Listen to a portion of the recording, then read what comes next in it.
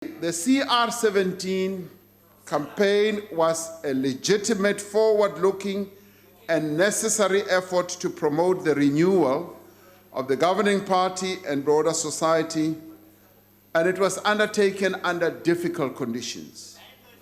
In its funding and its activities, there was no wrongdoing. Let me repeat, no wrongdoing, no criminality, and no abuse of public funds or resources.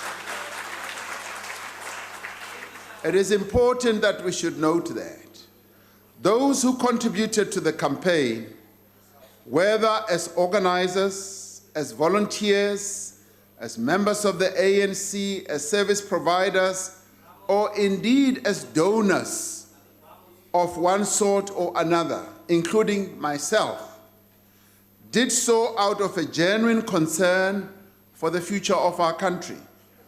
If there were members of the executive who were part of the campaign who were involved in fundraising, they did so as individual party members, exercising their democratic and constitutional right. And in this regard, let us be clear, they owe no apology for what they did.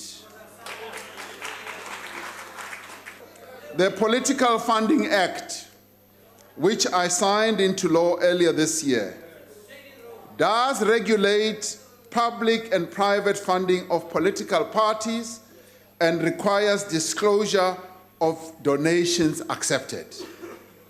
Now, while this act does not extend to the funding of internal party leadership contests, this is perhaps the appropriate time for this House to consider whether it is necessary and desirable for funding of internal party contests to be disclosed and regulated. Let's put it this way. Honorable Shibambu is Honorable Malema's deputy.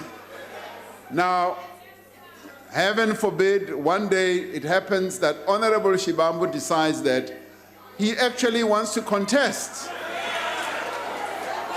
He wants to contest the position of CIC. And he says, I am tired of being a deputy. I want to contest. And the same thing may happen to Honorable Maimane. It may happen to even myself. So when that happens, you then want to say get the resources so that you can topple the person at the head.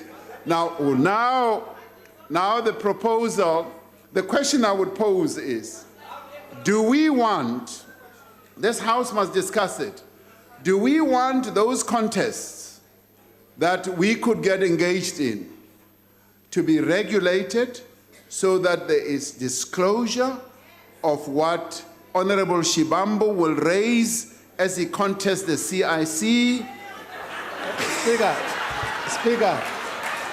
Honorable Shibambu, are you on a point of order? On a point of order, I think the most appropriate example he must use is Honorable DD contesting him, because that is most likely. Not this one is Thank you, sir. Was still stable. I'm sure he's hearing you, but that is not a point of order. I would therefore like to suggest that this Parliament take responsibility for ensuring that the same standards of accountability and transparency are applied to all leaders, are applied across the board, if that is what we want to do. I thank you, Honorable Speaker.